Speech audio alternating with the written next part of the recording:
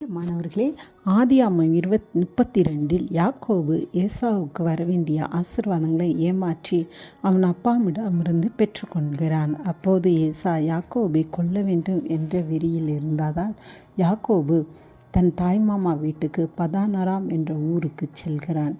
20 வருடங்களுக்கு மேல் ஆகிவிட்டது. இப்போது யாக்கோபு சொந்த ஊருக்கு திரும்புகிறான்.